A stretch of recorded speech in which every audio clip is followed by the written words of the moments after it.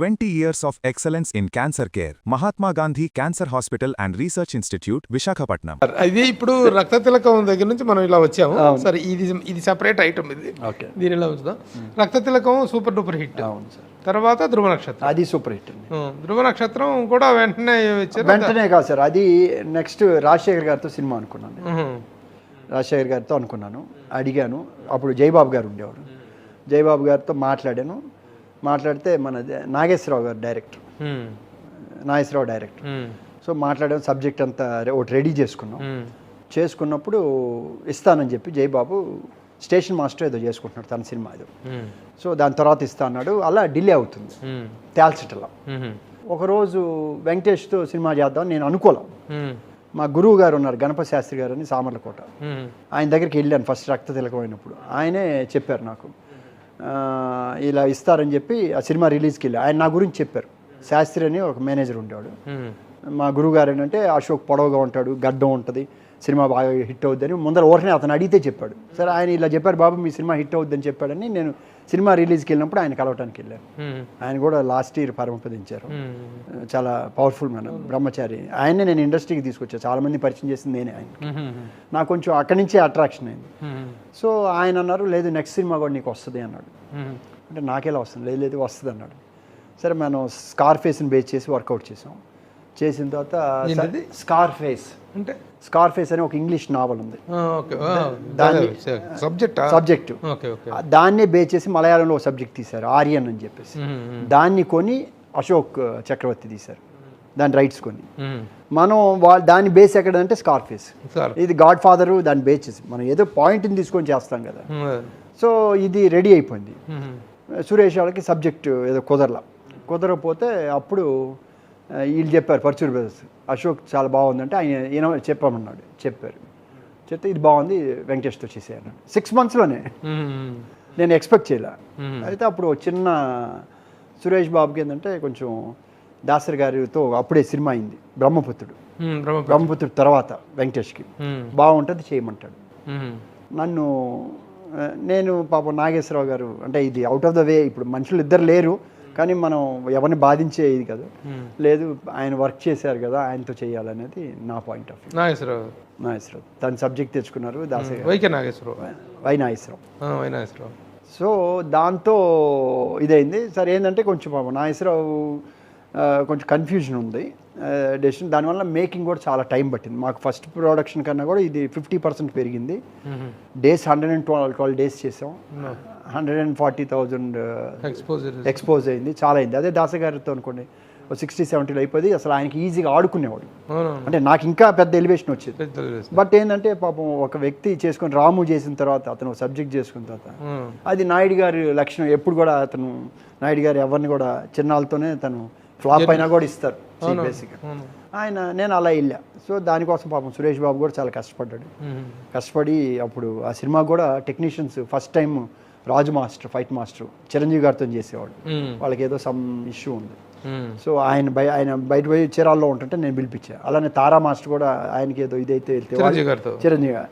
So వాళ్ళని తీసుకొచ్చి పెట్టాను. రాజు మాస్టర్ చిరంజీవి గారికి తారా మాస్టర్ కూడా ఏదో తెలియదు, అప్పుడు నాకు తెలియదు అంతకుముందు. వాళ్ళు ఓన్లీ చిరంజీవి గారి సినిమాలే చేసేవాళ్ళు కదా. ఆ తేడా వచ్చి ఆయన చీరాల్లో ఉంటున్నాడు, వేటపాలెంలో వెళ్ళిపోయారు సమ్ సినిమా లేక. ఎందుకంటే నేను రాజు మాస్టర్ వాళ్ళ ఇంట్లో అద్దెకున్నాను. అంటే మా రవి వాళ్ళు కొన్ని రోజులు అక్కడ, నాకు అలా చెన్నైలో. ప్లస్ రెండోది ఏంటంటే రాజు మాస్టర్ మా వేటపాలెం కదా, మా ఏరియా తెలుసు. సో అదని కూడా కాదు. అండ్ రగ్గడ్ ఫైట్స్కి 1-to-1లో రాజు మాస్టర్ బాగా చేస్తారు. చిరంజీవి గారికి అంత ఎలివేట్ తెచ్చింది కూడా తనే కదా బేసిక్గా. సో అలా తీసుకొచ్చాం. వాళ్ళు కూడా కసికే చేశారు. వెంకటేష్ ఫస్ట్ టైం కదా చేయటం అని చెప్పేసి చేశారు. సో అది పెద్ద హిట్.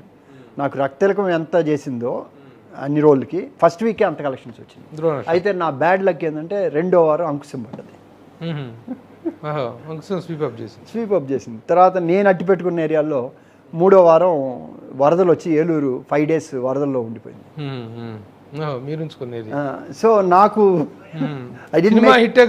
రావట్లేదు. సో ది కర్మఫలాన్ని ఎవరు మళ్ళీ అంటే ప్రతి దాన్ని మనం అనాలిసిస్ చేస్తే దెర్ ఈజ్ సమ్ రీజన్.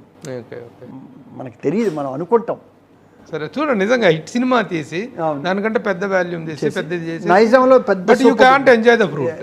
మీరు ఆ ఫ్రూట్ ఎంజాయ్ చేయలేదు. అంటే మనం ఏంటి, మనకి యోగం లేదు, ఎంత ఉన్నా కూడా సపోర్టివ్ వాళ్ళతో ఉన్నా కూడా. తర్వాత చెవిలో పువ్వు, చెవిలో చెవిలో పువ్వు కూడా ఏంటంటే అది కూడా మీరు అది నెక్స్ట్ ఏంటంటే చెవిలో పువ్వుకి ఎవరితో అనుకున్నాం వేరే వాళ్ళతో చేద్దాం అని చెప్పేసి, ఇది అయిపోయినాక వెయిటింగ్ మళ్ళీ చేద్దాం. ఈవి సత్యనారాయణ గారు చెవిలో పువ్వు చేయాలి నాయుడు గారితో, ఇంద్రుడు చంద్రుడు తర్వాత ఆయన చేస్తానని చెప్పారు. తర్వాత ఇంద్రుడు చంద్రుడు అయినాక ఆయన ఎందుకో కొంచెం డిలే చేశారు నాయుడు గారు. లేట్ అవుతుందని చెప్పేసి ఈయన నాకు సత్యం బాగా క్లోజ్ అయ్యాడు, రెగ్యులర్ ఆడే కూర్చుంటారు కదా కో డైరెక్టర్. బాబు ఇది బాగుంటుంది బాబు, ఎందుకు చిన్నది 3 నెలల్లో తీసేస్తాం అది ఇది అని మొత్తం చెప్తే, నేను ఇక నాయుడు గారు ఎలా పిలిచారంటే, ఓ రోజు కథ వినడానికి నన్ను బర్నీ గారు, తనికెళ్ళ బర్నీ గారు రైటర్, ఈవి సత్యనారాయణ డైరెక్టర్, నేను రవి కెమెరామెన్ రవి బ్రదర్ కదా, ఇద్దరు నాయుడు గారు వింటా రారా అన్నాడు. వినిపిస్తూ ఉంటాడు కదా రోజు, ఇదే పని కదా కథలు వింటా. నేను కథ వినటానికే వెళ్ళా, ఎలా ఉందిరా అన్నాడు. బాగానే ఉంది కానీ రిపీట్ కొంచెం అయింది, అది తగ్గిస్తే బాగుంటుంది మావయ్య అన్న. అంటే కళ్ళలో జరిగే దీని మీద స్టార్ట్ అవుతుంది కాదు, సో కొంచెం టైం పడుతుంది. ఈ లోపల ఆయన ఇంద్రుడు చంద్రుడు అయిపోయినాక ఇంకో సినిమాకి ఏదో వెళ్ళారు, డిలే జరుగుతుంది, హిందీ సినిమాకి వెళ్ళారు, ఏదో వెళ్ళారు. సో డిలే అవుతుంది. ఈవి సత్యనారాయణకి త్వరగా చేయాలనేది. సో బాబు నువ్వు చేద్దాం బాబు నువ్వు చేద్దాం అని అన్నారు. సరే నాకు ఇక్కడ వేరే టైం పడుతుంది అన్నారు ఇక్కడ. సరే వేరే ఎవరు హీరో అని ఇంకోటి ఎదుగుతున్నాను అప్పుడు మళ్ళీ, అది రాజశేఖర్తోనో ఎవరితోనో ఎదుగుతున్నా. ఈ టైం ప్రాసెస్లో ఎంత 3 నెలలు అయిపోద్ది కదా అని దిగాం. సో అలా దీంట్లోకి చెవులోకి వచ్చాం. అదేంటంటే యాక్చువల్గా మీకు లాస్? నాకు లాస్ అండి. అంటే చిన్న బడ్జెట్లో చిన్న నిధులు కాదు అంటే ఆ బడ్జెట్ ఇచ్చింది 23 లక్షలు బడ్జెట్ ఇచ్చారు సార్ ఆ రోజుల్లో. ఇస్తే సురేష్ బాబు చెప్తే 20 లక్షల్లో చేయమను అన్నాడు ఆయన. నేనుండి ఈవి సత్యంతో 20, అంటే అంతకుముందు దానికి 4 రెట్లు బడ్జెట్లు కదా ఈ సినిమాలు, మనకంతా పెద్ద సర్కిల్ కదా. 23లో ఏం చేస్తాం సత్యం 25లో చెయ్యి అని చెప్పాను. సురేష్ బాబు ఏమో 20లో చేయమన్నాడు, 23 ఆయన బడ్జెట్ ఇస్తే నేను 25లో చేయన్నా. సరే నాయి కూడా కొన్ని తప్పులు ఉన్నాయి. నేను ఏంటంటే ఆయన నాగేంద్ర మ్యూజిక్ డైరెక్టర్ రాజన్ నాగేంద్రని పెట్టాడు. నాకు చక్రవర్తి గారితో ఇష్టం, 2 సినిమాలు ఆయన పెద్ద super duper hits 2 musically. So నేను చక్రవర్తి గారు అన్నా, అది పెరిగింది.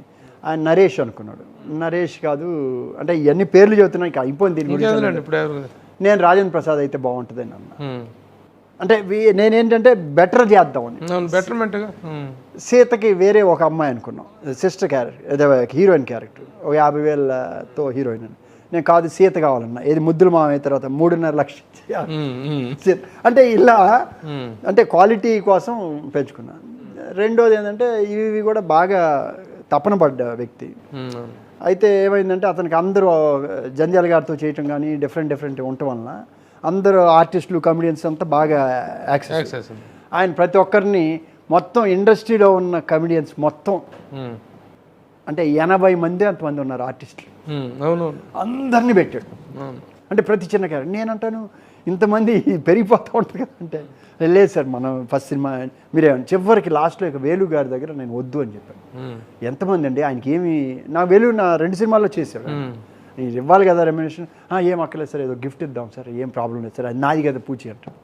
అంటే ఒక షార్ట్ కోసం ఏంటంటే వేలు గారు హోటల్లో ఆయనే ఓనరు, ఆయనే బట్లరు, ఆయనే కస్టమరు, ఆయనే ఇది ప్యాన్ చేసి తీసుకొస్తూ ఉంటాయి అలా పెట్టి. అంటే కామెడీ అంటే తను పాపం తపన. నేను అనేది అతను కూడా ఫస్ట్ సినిమా ఏదో పెట్టి చెయ్యాలని చెప్పేసి దాంట్లో క్యారెక్టర్లు శ్రీలక్ష్మి రచయిత, రామానాయుడు గారు ఒక నా స్టోరీ కావాలని ఆయన, దాసర్ గారు నాకు ఒక కథ చెప్పమని, కోడి రామకృష్ణ ఒక కథ ఇవ్వమని ఇలా షార్ట్ తీశారు. షార్ట్ తీస్తే నేను కోడి రామకృష్ణ పోయి అడిగితే, నా సినిమాలో నువ్వు యాక్ట్ చేస్తే నేను నీ సినిమాలో యాక్ట్ చేస్తాను. సార్ నేను యాక్ట్ చేయటం సార్ నాకు అసలు తెలియదు, నాకు చాలా సిగ్గు అన్నా. ఏంటంటే నువ్వు చేస్తానంటే నేను చేస్తా, లేకపోతే లేదన్నాడు. నాకు ఇదేంద్ర బాబు అని నేను ఏదో సరే పని చేయించుకోవాలి కదని, సర్లే సార్ చేస్తాను సార్ నాకేం యాక్టింగ్ రాదని చెప్పేసి అని తీసుకున్న తర్వాత అయిపోయినాక భారత్ బంద్కి నన్ను పెట్టాడు. అంటే లింక్ దానికి కూడా టైం బాగలేదు, ఈ టైంలో వద్దని కొంతమంది చెప్పారు. సో మా గణపతి శాస్త్రి గారే ఎలా అంటే దీనికి ఒక ఇది ఉంది, కేరళ ఇక్కడ బెంగాల్ వెళ్దాం, అక్కడ ఒక పూజ చేయించుకొని చేయండి అన్న. సరే అన్న అంటే నేను ఎందుకు చెబుతున్నానంటే ప్రతి దానికి ఒక లింక్ లింక్ ఎలా ఉంది? సరే గురుగారిని తీసుకొని వెళ్ళాం. ఇప్పుడు మీరు చెప్పినట్టు అన్నింటిలో కూడా ఒక ఫ్లో కనిపిస్తుంది, ఒక లింక్ లింక్ కనిపిస్తుంది. అక్కడ రక్త తిలకం తీసుకోవటం కానీ ఫస్ట్ అంతకుముందు ఇది ఆ ధ్రువ నక్షత్రం కూడా ఎన్ని అయినాయి సార్, ఆయన పడిపోయి ఆగిపోయి నూతన్ ప్రసాద్ గారు లాస్ట్ షాట్లో నెంబర్ ఆఫ్ డేస్ జరిగి ఆగాం కదా. సో దీనికి వెళ్ళింది అక్కడ. కానీ బ్రహ్మపుత్ర నదికి వెళ్ళాం. బ్రహ్మపుత్ర నదికి వెళ్ళినాక పొద్దున్నే బేతాళ పూజ చేయాలన్నారు. బేతాళ పూజ అంటే నాకు తెలియదు. ఆయన కౌలని నెహ్రూ ఫ్యామిలీలో సంబంధించిన కాకినాడలో ఉండేవాడు. నాకు ఎక్కువగా వెళ్తూ ఉంటాను గురువు గారి దగ్గరికి. సో అక్కడికి వెళ్ళాం. పొద్దున్నే హోటల్ దిగి నేరుగా శ్మశానంలో నుంచి తీసుకెళ్ళాడు లోపలికి. నాకు శ్మశానంలో వెళ్ళటం, స్నానం చేసి పొద్దున్న శ్మశానంలో వెళ్ళటం నేను ఆ నుంచి అలా బ్రహ్మపుత్ర ఒడ్డుకి తీసుకెళ్ళాడు హోటల్ పక్కన. ఇది అక్కడ అస్సాంలో గౌహతిలో. వెళ్ళినాక అక్కడ ఒక డెడ్ బాడీ వస్తూ ఉంది. మనకి తెలియదు కదా సెంటిమెంట్, మనకి ఏమీ తెలియదు. సరే వెళ్ళాం, తీసుకెళ్ళి లోపలికి వెళ్ళిన తర్వాత ఆయన నదిలో కూర్చొని ఏదో సమ్ పూజ స్టార్ట్ చేశాడు. చేస్తే నాకు అప్పటికి ఆస్తమా ఉంది, నాకు ఆయాసపడిపోతుంది, పెరిగిపోతుంది. ఆయన కళ్ళు ఇలా తెరిచి చూశాడు, ఇలా అన్నాడు. అప్పుడు ఇన్హేలర్ ఏం లేవు, ఎందుకు చెప్పలేదన్నాడు. అలా అన్నాడు. నాకు ఇలా స్లోగా తగ్గింది. ఆయన స్వీకరించాడు. ఆయన వారం రోజులు సఫర్ అయ్యాడు, దగ్గాడు, ఆ కోల్డ్ ఆయనకు వచ్చింది. తర్వాత నేరుగా కామాక్షి దగ్గర టెంపుల్కి, Nilachal, very powerful tantrism, birth place of మంత్రానికి తంత్రానికి బర్త్ ప్లేస్ కామాఖ్య. అమ్మవారి విగ్రహం ఏంటంటే ఈ ప్రదేశం.